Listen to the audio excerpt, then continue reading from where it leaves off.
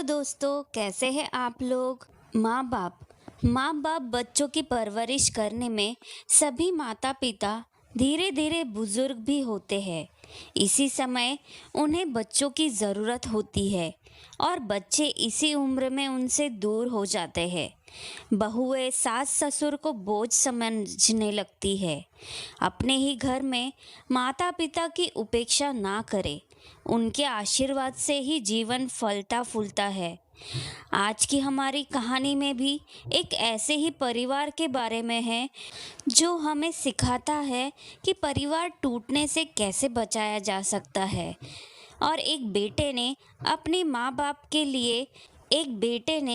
अपनी पत्नी से कैसे अपने माँ बाप का इज्जत करने के लिए एक छोटा सा पाठ पढ़ाया। तो चलो शुरू करते हैं आज की इस कहानी को। धीरज, ये क्या मूवी के 4 टिकट क्यों बनवाए हैं? हमारे साथ तुम्हारे दोस्त भी जा रहे हैं क्या? निशा ने आश्चर्य से पूछा। नहीं, कोई दोस्त नहीं जा रहा है, सिर्फ हम दोनों और मम्मी पापा जा रहे हैं। ये सुनते ही निशा भड़क गई।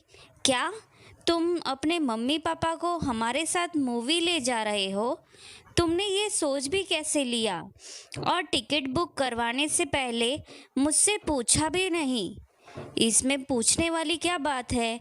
मैं हमेशा मम्मी पापा के साथ मूवी देखता हूँ और ये पारिवारिक मूवी है तो सोचा सब साथ में चलेंगे और बाहर डिनर करके भी आएंगे। सब साथ में मज़े करेंगे। धीरज की बात सुनकर निशा का चेहरा उतर जाता है। वो बात करना बंद कर देती है। ये देखकर धीरज को हैरानी होती है।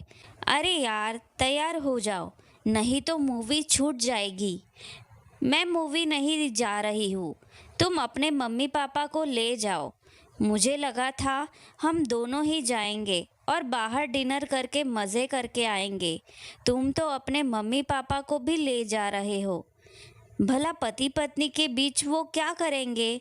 वो क्या घर पर नहीं रह सकते हैं? इस उम्र में वो मूवी और होटल जाकर क्या करेंगे? धीरज हैरान रह जाता है। फिर निशा को समझा कर ले जाता है। निशा पूरे रास्ते बात नहीं करती है तो उमा जी और शंकर जी को लग गया था कि बहू उनके साथ आकर खुश नहीं है। धीरज और निशा की शादी को अभी 1 महीना ही हुआ था। धीरज अपने मम्मी पापा की इकलौती संतान है जिसे बड़े लाड़ प्यार से पाला गया था। उमा जी और शंकर जी जितना प्यार धीरज से करते थे, धीरज भी उतना ही प्यार उनसे करता था। अब धीरज ने निशा के बारे में बताया तो वो शादी को लेकर तैयार हो गए। निशा धीरज के ही कॉलेज में पढ़ती थी और धीरज उसे भी बहुत पसंद करता था। नौकरी लगते ही धीरज ने निशा से शादी की बात कही।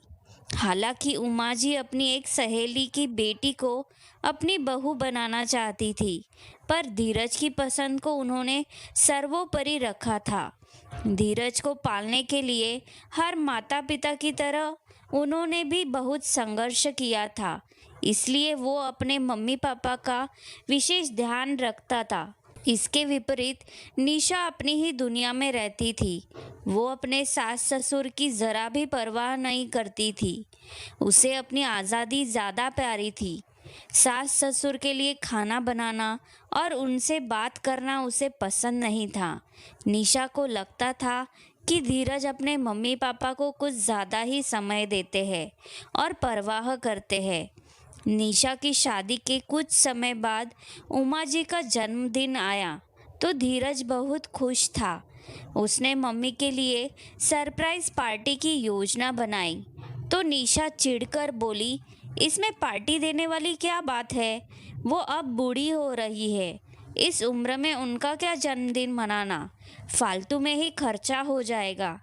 एक केक और गिफ्ट ला देते हैं। निशा, एक छोटी सी पार्टी में कितना खर्चा हो जाएगा? मम्मी कितनी खुश हो जाएगी। तुम्हें पता है, मम्मी पापा कभी अपना जन्मदिन नहीं मनाते थे। वो दोनों पैसे बचाकर मेरा जन्मदिन अच्छे से मनाते थे और तुम कहती हो कि खर्चा हो जाएगा। मैं अब कमाता हूँ तो क्या अपनी मम्मी को इतनी सी भी खुशी नहीं दे सकता हूँ क्या? माता पिता बच्चों की हर इच्छा पूरी करते हैं, अपना पेट काटकर अपनी इच्छाएं दबाते हैं। तो क्या हमारा फर्ज नहीं बनता कि जब वो हमारी जिम्मेदारी से मुक्त हो जाए और हम अच्छा कमाने लग जाए तो हम उनका हर अधूरा सपना पूरा करें, उनके मन की हर दबी इच्छा को पूरी करें। निशा चुप हो जाती है। धीरज पार्टी देता है तो उमा जी का चेहरा खिल जाता है। कुछ दिनों बाद उमा जी कहती है कि धीरज, कमरे का एसी खराब हो गया है तो उसे ठीक करवा देना। मम्मी जी, अभी तो एसी खास गर्मी भी नहीं है, आपको तो पता भी नहीं होगा कि एसी का कितना बिल आता है। आप और पापा जी तो बाहर आकर बालकनी में भी सो सकते हैं। अब धीरज कितना कमाए और कहाँ कहाँ पर खर्च करे। बहू की बात सुनकर उमा जी हैरान रह जाती है। सच में हाथ में पैसा आते ही बहू को अपने सास ससुर का किया हुआ हर खर्चा खटकने लगता है। वो हर बात पर ताने देती है। उमा जी का स्वभाव शांत था। निशा के कुछ कहने पर भी वो गुस्से में कुछ नहीं कहती थी। हालांकि उन्हें मन ही मन बहुत दुख होता था, पर धीरज से भी वो इसकी शिकायत नहीं करती थी। 2-3 दिन हो गए। उमा जी और शंकर जी बाहर हॉल में आकर ही बैठे जाते थे। एक दिन धीरज उनके कमरे में चला गया तो देखा एसी ठीक ही नहीं हुआ है। ये देखकर धीरज ने सीधे निशा से पूछा, एसी ठीक करने को मैंने आदमी भेजा था, तो तुमने एसी ठीक नहीं करवाया? इतनी गर्मी में मम्मी पापा कैसे सो रहे होंगे? हम तो एसी में सो रहे थे और वो वहाँ गर्मी में परेशान हो रहे थे। निशा, ये ही अगर अपने कमरे का खराब होता तो तुम 2 घंटे में ही ठीक करवा देती। आज हम मम्मी पापा के कमरे में सोएंगे और वो हमारे कमरे में सोएंगे। ये सुनते ही निशा सकते में आ गई। तभी धीरज ने कहा, निशा, यही सुलूक अगर मैं तुम्हारे मम्मी पापा के साथ करता तो तुम्हें कैसे लगता? निशा ने दूसरे दिन ही एसी ठीक करवा लिया। धीरज अपने मम्मी पापा की ज़रूरत से ज़्यादा देखभाल करता था। उनके खाने पीने और पहनने तक का बड़ा ध्यान रखता था। निशा कुछ नहीं बोलती है, पर वो मन ही मन अपने सास ससुर से चिढ़ने लगती है। धीरज के ऑफिस जाने के बाद खाना बनाकर अपने कमरे में बंद हो जाती थी और ज़्यादा बात भी नहीं करती थी। एक दिन वो अपने कमरे में थी, तभी उसकी मम्मी का फ़ोन आया। वो बता रही थी कि उसके छोटे भाई लोकेश के लिए रिश्ता आया है और वो कल मायके जाएगी। लड़की वाले घर देखने आ रहे हैं। उसने रात को धीरज से बात की तो उसने मम्मी को बताने को कहा। उसके ऑफिस जाने के बाद निशा उन्हें बिना बताए जाने लगी। जब उमा जी ने पूछा तो बोली, हर बात आपको बतानी ज़रूरी है क्या? मैंने अपने पति को बता दिया है, वो काफ़ी है। उमा जी का चेहरा उतर गया। उन्हें समझ में नहीं आता था कि आखिर बहू उनके साथ ऐसा व्यवहार क्यों करती है। उन्होंने तो निशा को अपनी बेटी बनाकर ही रखा है, कभी किसी चीज़ पर कोई बंदिश नहीं लगाई, कभी किसी चीज़ के लिए रोका टोका नहीं। फिर भी निशा ऐसा रूखा व्यवहार क्यों करती है? उन्होंने धीरज को फ़ोन करके पूछा कि बहू कहाँ गई है, तो धीरज को भी बहुत दुख हुआ। निशा को पूछने के लिए नहीं बल्कि बताने के लिए कहा था। उसने मम्मी का इतना भी मान नहीं रखा। आखिर उसके मम्मी पापा का वो इतना अपमान क्यों करती है? शाम को निशा का फ़ोन आया और वो खुश होकर बताने लगी कि उसके भाई का रिश्ता तय हो गया है, कल रोका है, आप कल सुबह ही मायके आ जाओ।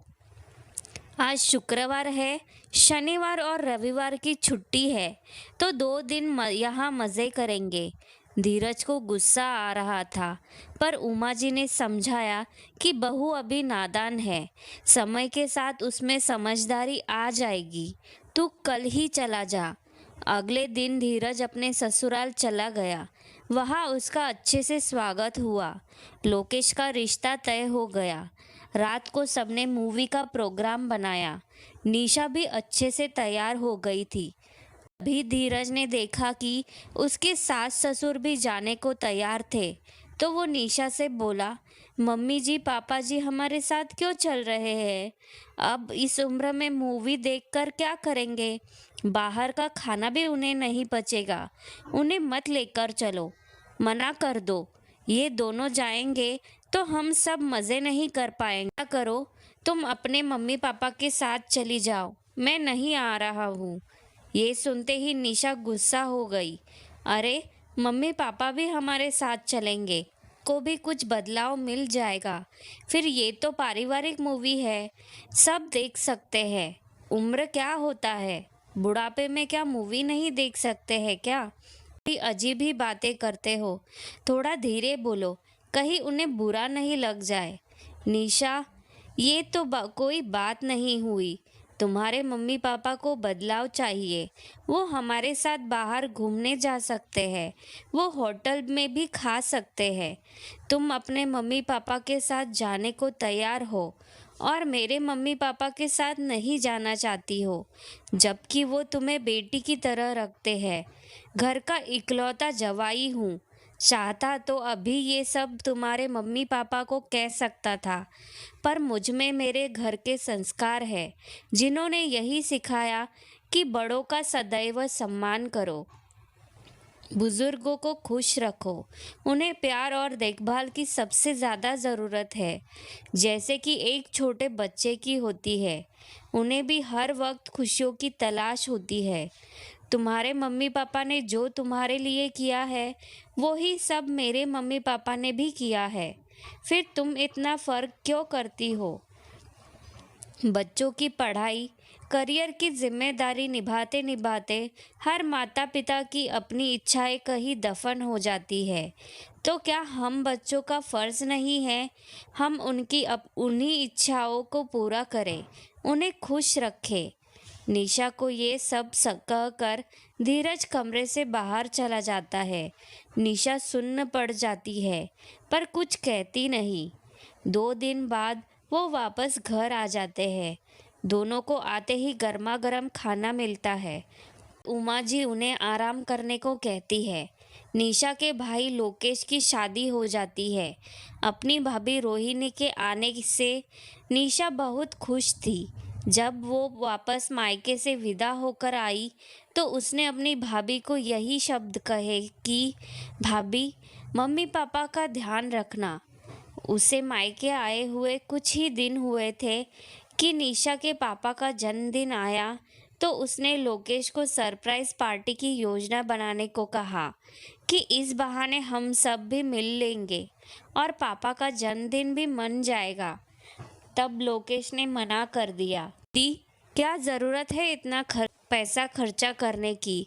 ये सुनते ही वो गुस्सा हो गई। ये तू नहीं, रोहिणी बोल रही है। क्या उसका अपने सास ससुर के प्रति कोई फर्ज नहीं बनता है? और वो फ़ोन रख देती है। फ़ोन रख तो देती है, पर उसके मन में बेचैनी सी होती है। आज वो बड़ी परेशान थी। उसकी आत्मा उसको धिक्कार रही थी और वो लोकेश को वो सब करने को बोल रही थी जो वो धीरज को करने से मना कर रही थी। फर्ज लोकेश का उसके मम्मी पापा के प्रति है, वही फर्ज धीरज का उसके सास ससुर के प्रति भी तो है। निशा को अपनी ही गलती और व्यवहार का एहसास होता है। वो मन ही मन पछताती है। आखिर वो अपने सास ससुर से इतना चिढ़ती क्यों है?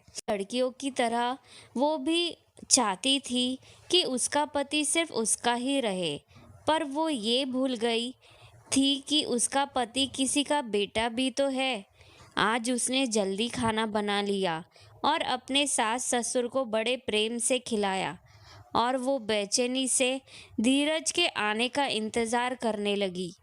धीरज घर आया तो आज घर का माहौल अलग ही था। उमा जी और शंकर जी के चेहरे पर खुशी थी। निशा उमा जी के घुटने पर तेल मालिश कर रही थी। पहली बार उसने देखा कि निशा मम्मी के पास बैठी हुई है। धीरज को देखते ही निशा मुस्कुरा दी, हाथों से बैग ले लिया। खाना खिलाने के बाद वो धीरज के साथ ही सास ससुर के पास बैठकर बात करने लगी। पहले वो इसी बात से चिढ़ती थी कि धीरज ऑफिस से आकर मम्मी पापा के पास ही बैठ जाते हैं। निशा तभी बोलती है कि आप सब मुझे माफ़ कर दीजिएगा। मैंने आप सबको बहुत दुखाया है। मैंने मम्मी जी और पापा जी की हमेशा उपेक्षा की। आखिर ये आपके मम्मी पापा है। पता नहीं क्यों हम बेटियां अपने माता पिता की तो इज्जत करते हैं, बट उनका बहुत ख्याल रखती है और बहुएं बनते ही सास ससुर के प्रति अपना फर्ज निभाना भूल जाती है। माता पिता तो बस माता पिता ही होते हैं, वो चाहे लड़की के हो या लड़के के, दोनों के लिए वो अपना सब कुछ न्यौछावर कर देते हैं, अपना अच्छे से अच्छा करते हैं। और अगर ढलती उम्र में वो अपने बेटे से कुछ अपेक्षाएं रखते हैं तो बुरा नहीं है।